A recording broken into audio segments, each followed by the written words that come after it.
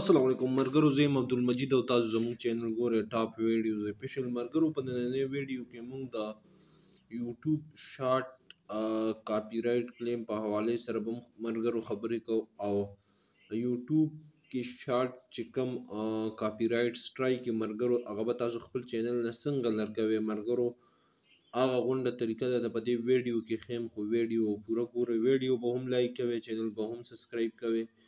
مرګرو پهله به تاسو خپل یوټیوب چینل ته راشئ. یوټیوب چینل ته راتلو نه بعد مرګرو بیا تاسو شارټ چې کوم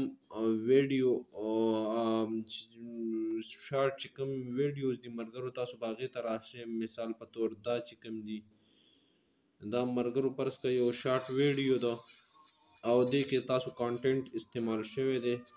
مثال په تور باندې تاسو چې کوم کانټینټ دی مرګرو هغه دلته یوز شوی دی او تاسو غواړئ چې یاره زموږ چې کوم کانټینټ دی دې کې زموږ وایس استعمال شوی دی او تاسو غواړئ چې یاره په دې سټرایک ورته میلاو شي نو مرګرو تاسو بیا 3 ډاټ باندې کلیک 3 ډاټ نه کلیک کېدو نه بعد مرګرو بیا تاسو دلته په ریپورټ آپشن باندې کلیک وکړئ. په ریپورټ آپشن باندې کلیک کېدو نه بعد مرګرو اوس تاسو ته ان مای رائټ باندې مرګرو بیا تاسو دلته کلیک وکړئ او نیکسټ باندې به کلیک وکړئ. نیکسټ باندې کلیک کېدو نه بعد مرګرو بیا تاسو دلته کاپی رائټ ایشو باندې مرګرو تاسو کلیک وکړئ او نیکسټ آپشن باندې به کلیک وکړئ. په نیکسټ آپشن باندې کلیک کېدو نه بعد مرګرو بیا تاسو لاندې راشئ. دلته مرګرو تاسو سبمټ کاپی رائټ کلیم ټیک ډاون ریکویسټ باندې مرګرو تاسو کلیک وکړئ.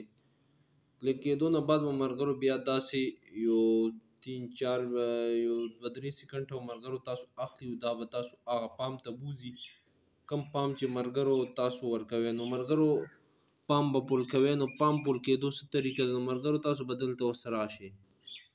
دلته مرګرو تاسو ایډ ا ویډیو آپشن چې کوم دی مرګرو په دې چې تاسو کلیک وکړئ نو په دې به تاسو خپل اوریجنل هغه ویډیو ورکوي مرګرو چې کومه ویډیو تاسو په چینل کې وي او بل کس یا چینل کې ایمیج وي یا تصویر یا بل څه مرګرو هغه یوز کړي مرګرو هغه به تاسو دلته ورکوي.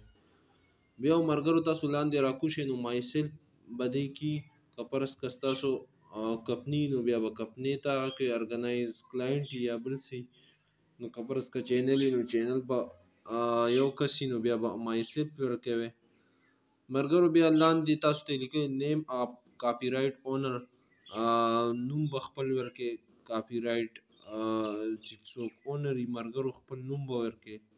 بیا به فون نمبر ورکړئ مرګرو. بیا به تاسو پرایمري ایمیل ورکوي مرګرو او بیا به سیکنډري ایمیل ورکړئ. نو مرګرو بیا چې دې خوا د بل سایډ ته راوړئ ریلیشنشپ ټو کاپی رائټ کانټینټ مرګرو ریلیشنشپ به ورکړئ. بیا به تاسو مرګرو کنټري سلیکټ کړئ، ایډریس به ورکړئ او بیا به زیپ کوډ ورکړئ او بیا به خپل سټیټ صوبه سلیکټ کړئ.